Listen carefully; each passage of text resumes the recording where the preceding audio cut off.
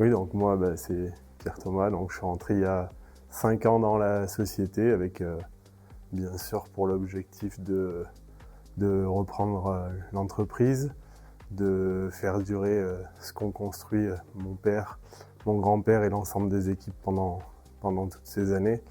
Et donc aujourd'hui, mon poste, il consiste d'une part à la partie achat sur laquelle je suis bien impliqué, avec l'idée de toujours acheter au meilleur prix et au bon moment, acheter les bonnes choses. Donc ça, c'est tout un travail qui est fait avec le bureau d'études, les conducteurs de travaux et l'ensemble du service achat. Et une deuxième mission plus sur l'organisation en général, avec toute une partie fonctionnement qui est en train d'être modifiée avec l'arrivée de l'ERP, et également un échange au quotidien avec l'ensemble des équipes pour essayer de trouver les meilleures solutions et de continuer à s'améliorer en permanence. Pour 2026, je pense qu'il faut rester humble par rapport aux ambitions et au contexte, mais on aimerait bien pouvoir retrouver un petit peu de croissance dans cette année qui va être encore difficile malheureusement. Il faut qu'on essaie de continuer à travailler sur nos process pour essayer encore s'améliorer, malgré l'urgence qu'on a sur à peu près l'ensemble de nos chantiers aujourd'hui, où on nous nomme relativement tard et on nous demande d'intervenir très vite.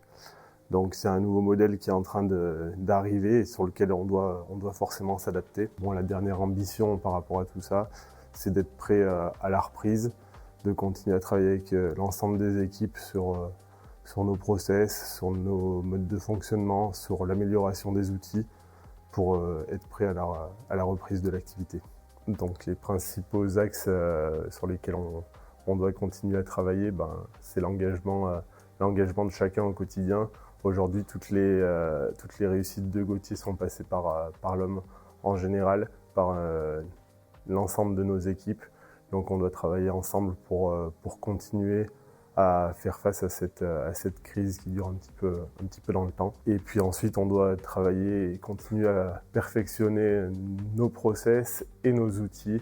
On a des réflexions sur l'outil PVC demain qui est un petit peu vieillissant et sur lequel on est en train de travailler pour renouveler dans les années à venir.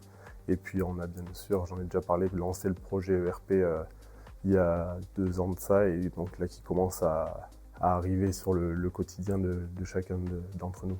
Pour atteindre ces objectifs et puis les défis à relever pour les années à venir sont évidemment de continuer à défendre nos marges dans un contexte où les marchés sont de plus en plus tendus. Et ensuite, il faut être capable de donner du sens, de la visibilité à nos salariés, même si au niveau de la direction, cette visibilité, on a un peu de mal à l'avoir en ce moment. Du coup, pour les deux exercices en question, donc 2025 et 2026, pour 2025, tout d'abord les remercier pour l'engagement au quotidien, et pour 2026, leur dire qu'on compte sur eux. Ils ont toujours fait la force de l'entreprise et que c'est ensemble qu'on arrivera à surpasser et à réussir nos défis.